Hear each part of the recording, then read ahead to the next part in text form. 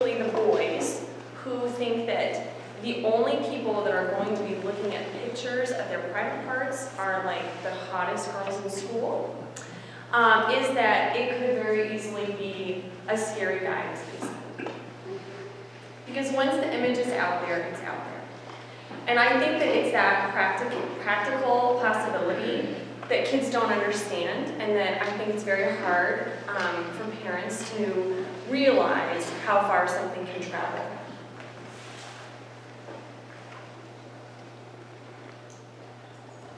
I'm going to skip George's video of making a very exciting arrest. It's one of George's favorite videos. But in the interest of time. So just to conceptualize it, we have one Lego man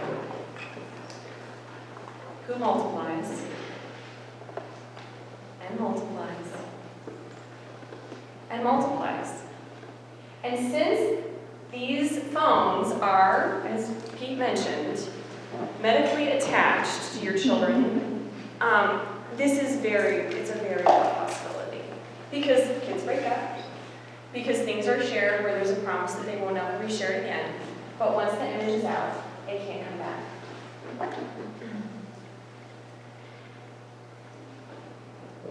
So I think that one thing that the law accounts for that people don't consider is that it's not just the initial, that the person who takes the picture, the child who takes the picture, is actually creating something that's illegal.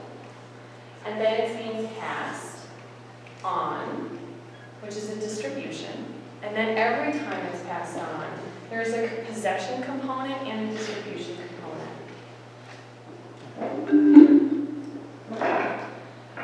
There are lots of tales out there about what has happened legally to kids who've been in the situations that George has described. And I think it's the legal component that really makes sexting difficult, because there are so many negative consequences. And it's twofold. When we first started the program, a lot of our SROs, right, your student resource officers, were saying, I know what's happening, but it's a felony. I don't want to charge these kids with felonies, right? So then the problem gets ignored. But that's not practical either, okay? So the meeting point is this class. Without this class, the legal consequences are horrendous. And George has a story about one of our colleagues, actually, who's a very dear friend. Son got into trouble for sexting in a different jurisdiction. And it was horribly impactful on their family. They went through the same process that we would have had to do if we didn't have the program we have now. All he did was take the image and show it to some friends, just like that. It got reported to Safe to Tell. He got picked up. The jurisdiction that they were in did not have a program like ours. He was fingerprinted, photographed, and booked, charged with a felony 3 crime. He was then made a sex offender. The family tried to, well, they did retain an attorney. It cost them $5,000, probably more by the time it was all done. And he still didn't get off that charge. And now the problem he's got is because of the way the law is here in Colorado, it's on his record forever as a sex crime. And he can be a registered sex offender for the next 5 to 25 years for showing the images, because it's child pornography.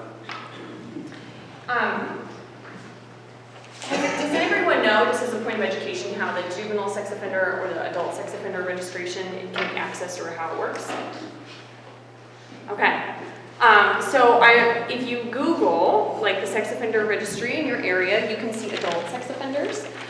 Juvenile sex offenders, though, can only be shared with you if you go into your local law enforcement agency with proof of residency, and then they will give you the list. So juveniles, since it is a rehabilitative system, it is not open access like the same as it is if you search on the internet. The one thing that our jurisdiction does if a kid is charged with a sex offense is if that kid wants to remain in the community, they have to abide by terms and conditions that make it safe for them to be in the community, right?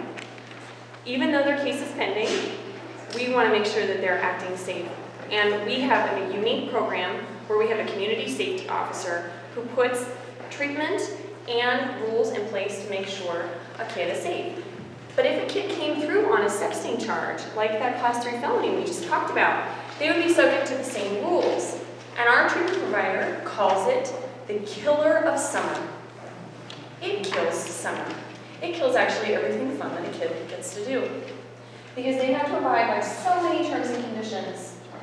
They have to submit to examinations that are very invasive.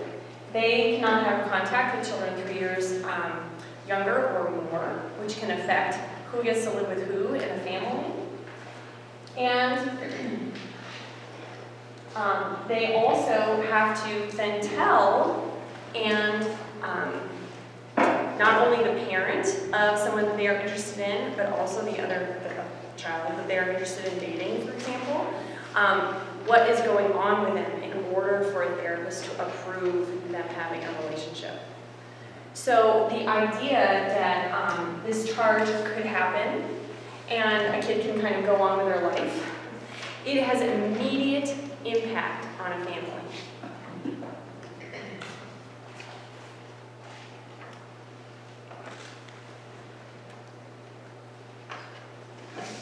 I think that the one thing that's obvious probably to everyone, but that is maybe hard to even fathom, because I don't know how many of you would repeat junior high, but I wouldn't. In fact, it would be a hard sell to even get me to go back to high school, is that the social consequences for kids is extreme. And we have a number of kids who've gone through our sexting program who frankly have considered other school choices as a result of what happened. Maybe they stayed in district, maybe they haven't. But that's even without any court time or anything like that. It was just so hard on them socially to keep going. And that's not just girls, that's also for some of the boys.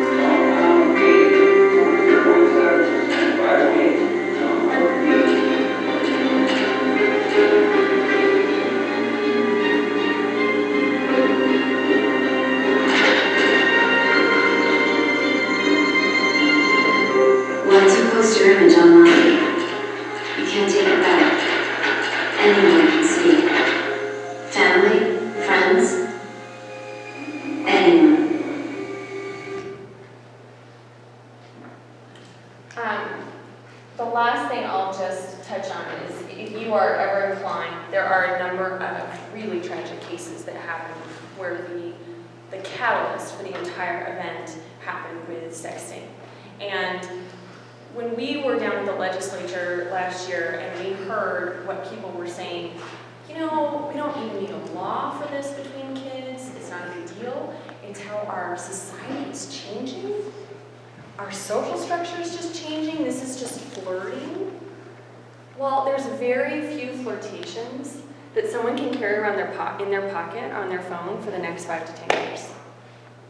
Right? I mean, it's the long-term possible consequences that, frankly, kids aren't good at recognizing to begin with, right? And are hard for parents to enforce and address because it requires being familiar with technology that you might not be that familiar with. It requires kind of having a daily contact or a weekly contact where that phone is an issue, but it can have these long-term repercussions. And so, if anything, I think tonight, George and I just really wanted to pass that along. We see it. It is present, and the only thing we can do is educate kids around it. Because even if it doesn't end up impacting your kid, it will impact one of their friends because it is so pervasive, and it can have such harmful consequences. Any closing words, George? No, I think we really have to thank Pete for supporting the little program we put together. We thought we were flawless and almost 200 kids going through the program until this year. The problem we have is there's a cloud, Mike will probably talk about it, that if you lose your phone and lose your stuff, you can always get it back. So one of our students, who was still pissed at her boyfriend, got the images back, resent them, and we've charged her with this felony 3. It's the first blowout we've had in the program.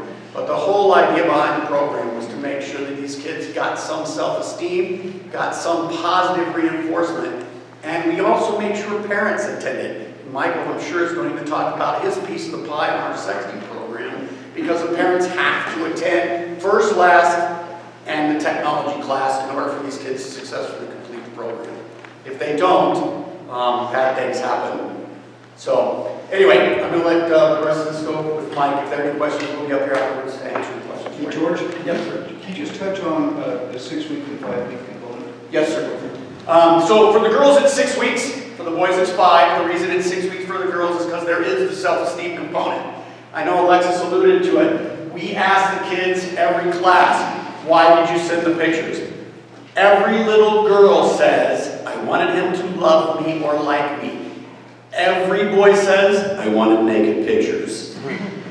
I wouldn't have dated her, I just wanted the naked pictures. That's the common denominator that you're dealing with. The other document that we have parents sign along with the kids is what we call a promise to appear. In the promise to appear, we got a buy-in from one of our chief judges that says, if you or your child do not attend all of these pieces after you sign this form, we can ask for 3 days contempt of court and put parents in jail. We have had total buy-in. I'm just saying. But we can answer the question when we're done. Thank you. Besides going online and trying to find sexual predators before they find our children, we also go and do about 150 presentations a year, primarily to schools. We were here last week talking to the 7th graders, and that's where we get our intelligence of where to go, what to look for, but we also cross over into George's land of the sexting. 90% of the kids we deal with are good kids from good families. And unfortunately, we see all the time. Recently we saw the big case in Canyon City, and I hate when public officials stand up and say they've committed felonies, they could be registered sex offenders, because what that does is scare the heck out of the parents of the kids that are involved. And then cooperation isn't as forthcoming as it should. When we get big cases, a couple of years ago we were here and I was over my head. I had Cassandra with me, I called George, because what we want to try to do is talk to as many kids that have seen or have been in the process of having these pictures, because we want to try to stop the pictures from circulating. It is an administrator's nightmare when these things start. The education stops and everybody is talking about the pictures. Who's seen the pictures? Who's got the pictures? And it is so disruptive that it really is troubling for the school, the teachers, and everyone. I tell kids, technology is a privilege. It's not a right. And I'm going to go over some of the things I tell parents, because once the parents start this program, then they come to the parent portion of my program where we try to talk about reintegrating them with their technology, how to do that. It's not a simple process. Every family, every kid is different. So I try to give them some broad boundaries of where and what to do. Obviously, there's a responsibility with technology, and unfortunately, there are bad choices sometimes, and there are some severe consequences. One of the biggest things I hear sometimes is, oh, I hate to look at my kids' technology stuff. They get really upset. It feels like I'm spying. And I can't tell you, over the last 20 years since I've been working in this field, just the technology portion isn't spying, it's parenting. And even more so now, because our kids aren't sitting there going, I'm going to deceive mom, dad's not going to find out I'm sending my pictures, oh, he'd kill me. No, it's part of our culture, our kids everywhere. You wonder why our kids are skewed? Because it's not like this anymore. Some of you are going, who's that?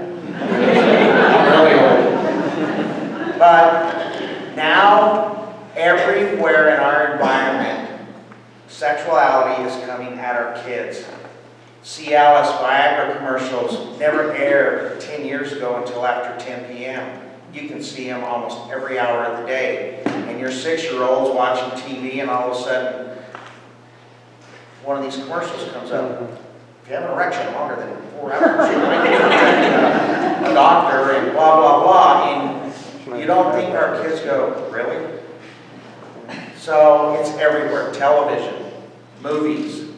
71% of TV programs contain sex. Anywhere our kids go. And even 8 p.m., there's not a lot left to the imagination. Clothing.